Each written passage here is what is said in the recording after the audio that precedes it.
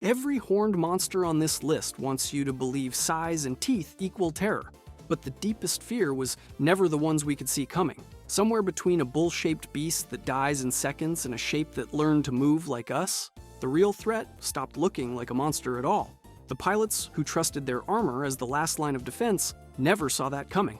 Mutavore. A horned tank the size of an office building smashes through humanity's last line of defense in under a minute, and it still doesn't crack the top of this list. That's the whole point of starting here. Mutavore is the demon you'd draw if someone handed you a crayon and said scary monster. Forward-facing horns built like battering rams. A body encased in armor, plating thick enough to shrug off small arms fire. A charging bull-shaped silhouette that reads as pure hellbeast from 300 yards away. Every angle of this thing screams menace before it even opens its mouth. If demonic just meant looking the part, Mutavore wins the whole video in the first 30 seconds, no contest, credits roll early, trophy engraved, everybody go home, except looking the part turns out to be the cheapest way to earn the title. Mutavore surfaces off the coast of Sydney, Australia, and does something no kaiju had done before. It breaks the wall, not damages it, not dents it, breaks it. The anti-kaiju wall was supposed to be humanity's plan B. The concrete alternative to the Jaeger program after politicians decided giant robots were too expensive to keep funding.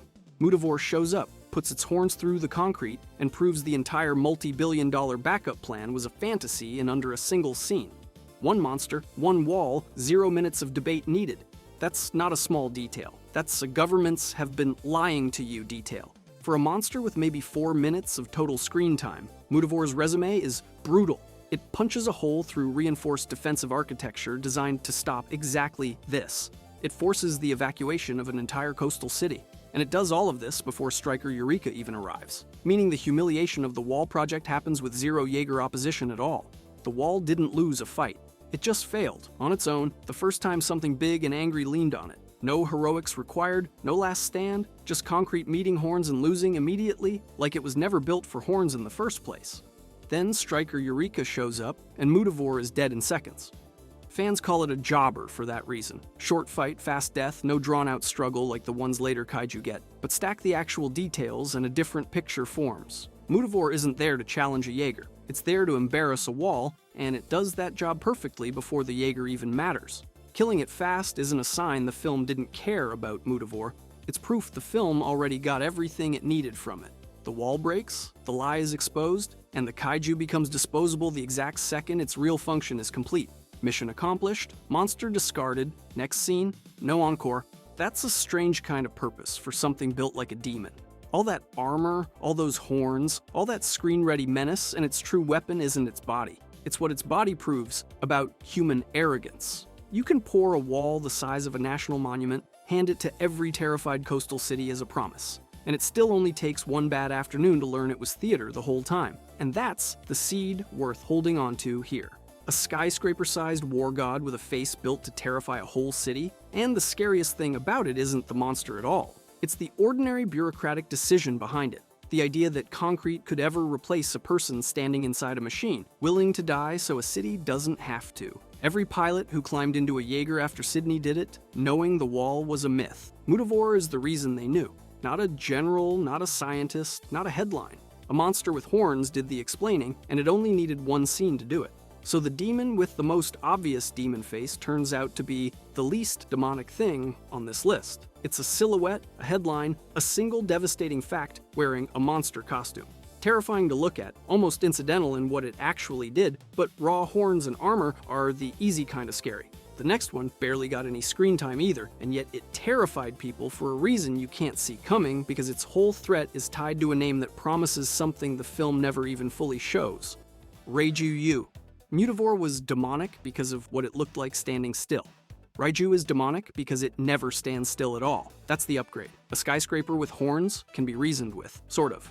You know where it is, you know it's coming, you get one terrible look at it before it's on top of the wall. Kaiju doesn't give you that courtesy, not for a second.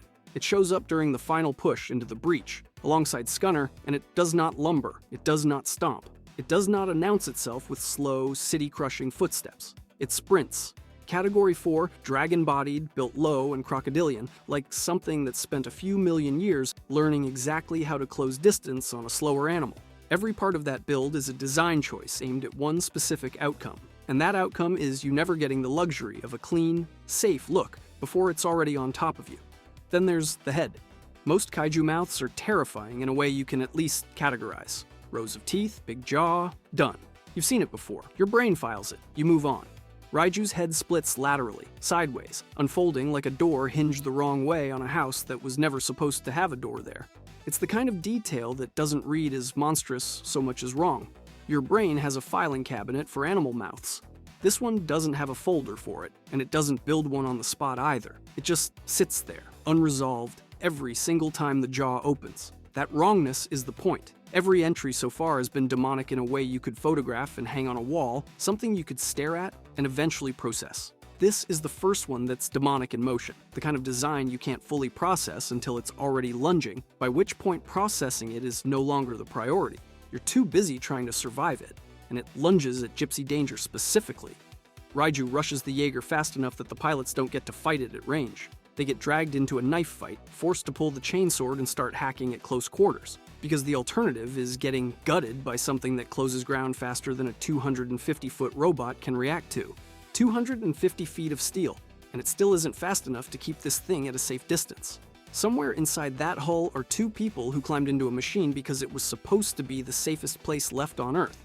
And for a few seconds, Raiju makes it feel like the least safe place in the entire ocean. Now, the name. Raiju is lifted straight from Japanese mythology, a beast tied to thunder and lightning, a storm spirit that supposedly rides bolts down to Earth. Say that name out loud next to a sleek, glowing, fast-moving dragon thing fighting inside a literal storm, and your brain does the rest of the work for you without being asked. Electric monster, lightning demon, thunder god, reborn as a kaiju. It writes itself before the fight even starts. Except the film never actually gives it a bolt to throw.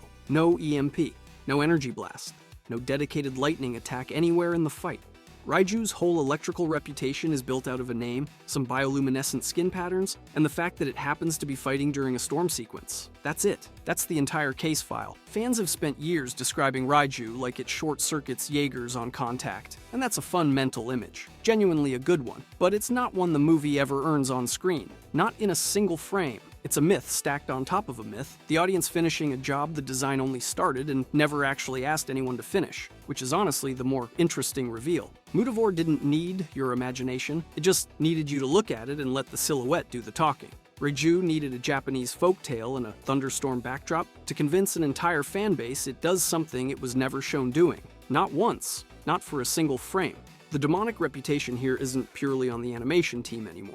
It's partly on us, filling in a lightning bolt that was never fired, then repeating that lightning bolt often enough that it starts to feel like canon. That's the real shift happening right now. It's not just about horns or scale anymore. It's about how easily a name and a silhouette can talk an audience into inventing a power set from scratch. No footage required, no evidence required, nothing but a good story and a storm in the background. If a creature can get demonized just by moving fast in the rain and having a cool name, the actual worst-case monster in this franchise doesn't need claws or myths at all. It just needs to make you trust it first. So far, the fear has been in the body and the name, but what if a kaiju could reach past the armor and switch off every machine standing in its way, blinding humanity's champions before it even lands a punch? Leatherback. Picture the scariest monster you can imagine, and there's a good chance it doesn't look anything like Leatherback. This thing is built like a demon gorilla that skipped every reptile trait the franchise had been leaning on and went straight for pure, hunched muscle. Massive arms, a bulky torso, knuckles practically dragging through the streets of Hong Kong. On looks alone, it reads like the dumbest monster in the war, a brute that wants to punch first and think never. That's the read most people walk away with after one glance, and it's the read the whole design seems built to sell you. That read is wrong. And it's wrong in the most unsettling way possible. Leatherback is a category full kaiju, and on paper that puts it in serious company, well above anything the war had thrown at humanity so far. But category never told the whole story here. Tucked into an organ-like structure on Leatherback's back is a weapon that has nothing to do with claws or teeth. It generates an electromagnetic pulse powerful enough to blind and cripple Jaeger technology outright. No muscle required. A monster that looks like pure instinct is carrying hardware, and hardware that specific does not evolve by accident. During the Hong Kong assault, that pulse rips straight through Striker Eureka, humanity's newest and most advanced machine, killing its systems and leaving Raleigh and Chuck fighting blind inside a dead shell. Cherno Alpha and Crimson Typhoon go down too, but not from the pulse. They go down because Leatherback and Otachi physically beat them into the ground first, a straight fight between Steel and Monster that Steel loses every time. 3 of humanity's flagship machines, taken apart by 2 completely different methods within minutes of each other. Inside those machines are pilots who train their entire lives believing their reflexes and their steel were the last wall standing between the ocean and extinction. That belief gets switched off in seconds, and nobody inside gets a vote. The EMP doesn't kill anyone outright. It just switches off the thing they trusted to keep them alive, and leaves them standing there, exposed, while a gorilla-shaped nightmare closes the distance one heavy step at a time. That's the part that should bother you more than the horns did. Because once the fists start swinging, Leatherback stops being a mystery and becomes exactly what it looks like. Thick armor, aggressive berserker instincts, a frontline brawler that smashes anything left standing in front of it. It doesn't need finesse for the kill. It has the EMP for that job. The rest is just violence, delivered at close range, over and over, until the metal stops moving. Simple, brutal, exactly as advertised, once the actual work is already done, and Leatherback isn't even working alone. It attacks Hong Kong paired with Otachi, a flying acid-spitting kaiju built for a completely different job. One disables and brawls, one overwhelms from the air. That's not 2 monsters showing up at the same beach by coincidence. That's a coordinated assault with clearly defined roles, deployed together on purpose. Think about what that actually requires. Somewhere, something decided humanity's Jaegers needed to be blinded before they could be beaten, then built a creature specifically to do that job, then paired it with a second creature built to exploit the opening the first one created.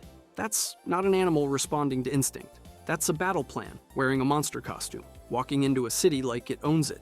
Nobody designs a backup role for a wild animal.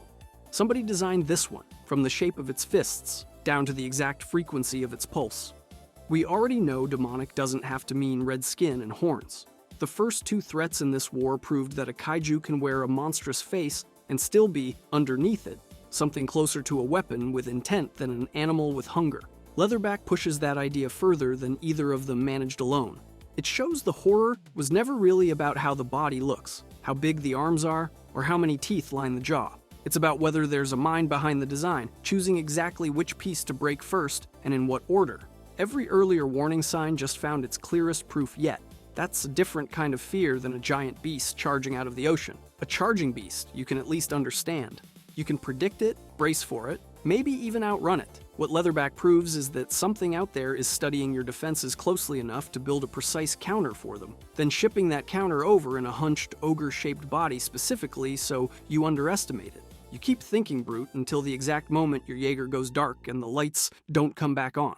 That's the trick. The costume does half the work before the fists ever land, and the fists finish whatever the costume started. But a specialist that disables our defenses is still just a soldier following orders. It doesn't choose its targets. It executes a plan somebody else drew up long before it ever waded ashore. So, what sends the soldiers? What actually sits behind every one of these attacks? Coordinating flyers with brawlers, pulses with fists, timing everything down to the minute. Somewhere behind every one of these assaults is something bigger, something built not to fight a city, but to command an army.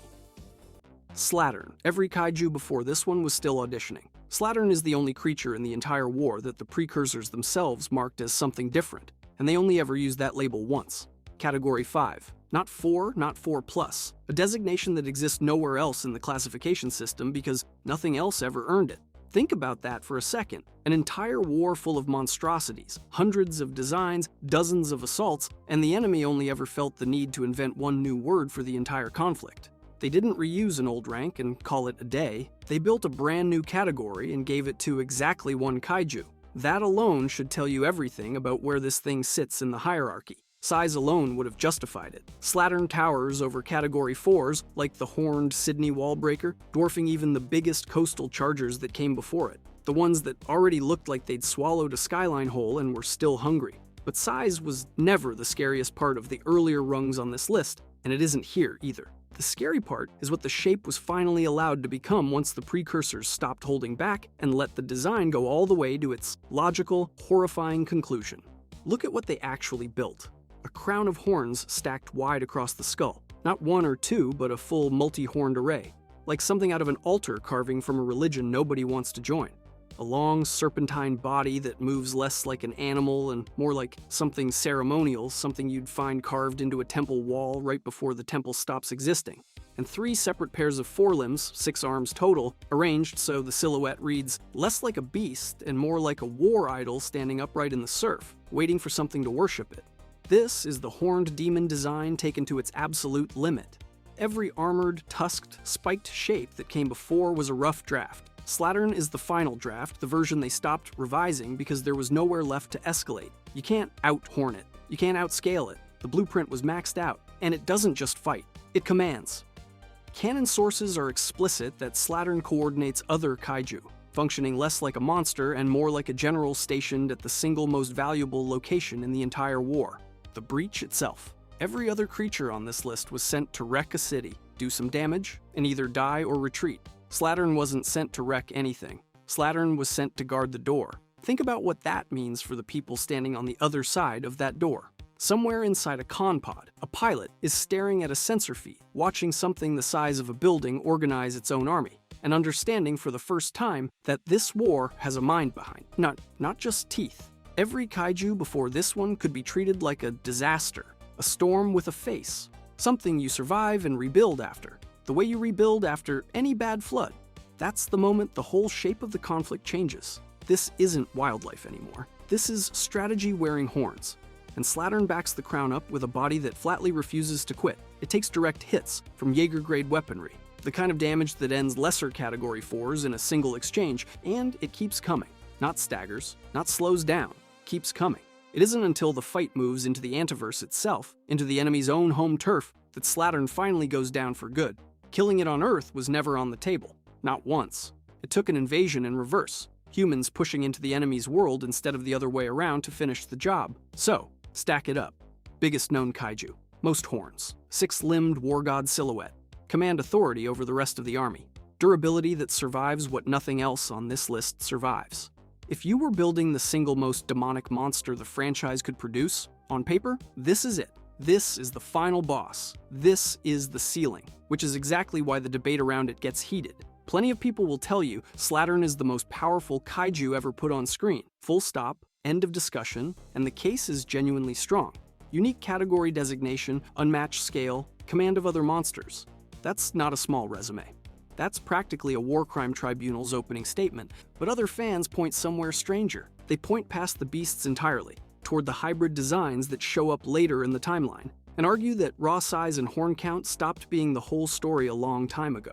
That the entire logic of bigger horns, more arms, thicker armor was always going to hit a wall eventually, because you can only stack so much onto one silhouette before scary just becomes big, and nothing else. And that argument is the crack in Slattern's crown. Because if the biggest, strongest, most literally god-shaped demon the enemy ever produced can still lose the crown in a ranking, then horns and mass were never actually the ceiling. They were just the most obvious version of scary. The version you can see coming from a mile away, which, when something is the size of a building, is usually about how much warning you actually get. So the biggest, strongest, most crowned demon the enemy could build still lost. Which raises the real horror. What if the enemy learned from that loss? What if the most demonic thing they ever built afterward wasn't a monster at all, but something wearing the shape of the very thing we trusted to save us? Obsidian Fury. Every monster on this list wanted you to know it was a monster. Obsidian Fury is the one that didn't. Picture a Jaeger. Now paint it black, carve horns into the shoulders, and thread glowing orange veins through the plating like something is alive inside the metal. That's the shape that comes screaming out of the dark in Pacific Rim. Uprising, and for a good chunk of that fight, the audience thinks they're watching a stolen human weapon. Illegal? Sure. Dangerous, obviously. But human, it isn't. Crack the chassis open and the truth is worse than a stolen mech. Obsidian Fury runs on kaiju biomatter fused directly into its frame. Its core is built from actual kaiju organs, wired into precursor bioengineering, the whole thing puppeted by drone control with alien influence riding shotgun in the systems. This is not a Jaeger with a bad pilot. This is a kaiju that learned to wear a Jaeger like a costume, and it wore that costume well enough to trade blows with Gypsy Avenger near the wreckage of a mega kaiju corpse, and not look outmatched for a second. Dual plasma chainsaws, combat instincts on par with the best machines the Pan-Pacific Defense Corps ever fielded, zero hesitation. Now line that up against everything this list already showed you. Mutavore earned its horns through brute evolution. Raiju earned its myth through speed nobody could track. Leatherback earned its reputation through pure, calculated cruelty. Slattern sat at the top wearing a crown because it was, without argument, the most complete kaiju the precursors ever built. Every single one of those designs answered the same question the same way. How big? How sharp? How much horn can you bolt onto something before it stops looking like an animal and starts looking like a god? Obsidian Fury looked at that entire arms race and skipped it completely, because the actual endgame was never about building a scarier beast. It was about building something that didn't need to look like a beast at all. Something that could stand next to Gypsy Avenger, mirror its silhouette, move like it belonged in the same category of machine, and still be kaiju to the bone underneath. That's the shift Obsidian Fury represents, and it's a bigger shift than any horn or claw on this entire list. The war stops being two armies of monsters and machines lined up on opposite sides of a breach. It becomes infiltration. It becomes a threat that can walk right up to your front line wearing your own uniform, and nobody on that line has any reason to raise an alarm until it's already too late. That's not a bigger monster. That's a smarter war, and it's the kind of war where the scariest weapon is the one that never triggers an alarm at all. Fans have spent years saying this thing got shortchanged, and honestly, they're right to be annoyed. A demonic, corrupted Jaeger built from kaiju guts is one of the best concepts this franchise ever sketched out, and Uprising barely lets it breathe before the story moves on to the next set piece. One reveal, one fight, and it's gone, when a concept like this could have carried an entire arc on its own.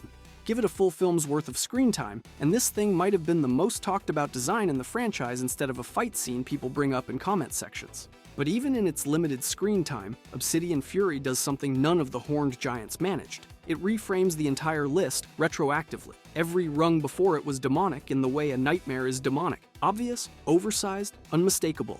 The kind of thing you'd spot from a mile off and start running. This one is demonic in the way betrayal is demonic. Quiet, familiar, wearing a face you were trained to trust without a second thought. Think about what that actually means for the person sitting in the pilot's seat. Every Jaeger crew that ever suited up did it believing in a simple, brutal division of the world. Monsters on one side of the breach, us on the other, and steel plus bone standing in the gap between them. That belief is the entire reason the Jaeger program exists in the first place. It's why people climb into a machine built to die screaming so a coastline full of strangers gets to keep living another day. It's the one comfort in a job that ends in fire more often than it ends in a parade. Obsidian Fury takes that belief and puts a horned skull straight through it. Because now the shape on your radar that looks like backup, that moves like one of yours, that should be the thing standing beside you in the breach when everything goes wrong, might actually be the precursor's best trick yet. And once that thought is in your head, it doesn't leave. Every blip on every screen becomes a question mark instead of a relief. That's the real answer buried under every horn, every claw, every skyscraper-sized war god this list ranked from bottom to top. The precursors didn't stop at monsters because monsters, no matter how massive, are still recognizable as the enemy. The moment something is recognizable, it can be fought, predicted, ranked on a list like this one. What actually terrifies people isn't the beast at the gate, roaring and obvious and ready for a fight. It's the beast built out of pieces of us, sent home wearing the face of the thing we were told to trust with our lives, standing right where a friend should be. Every other kaiju on this list asked you to be brave. This one asked you to be paranoid about the people standing right next to you. It didn't just make the enemy harder to fight. It made hope itself something you had to double check before you believed in it. If you enjoyed this video and want to see more, click the video on the screen now.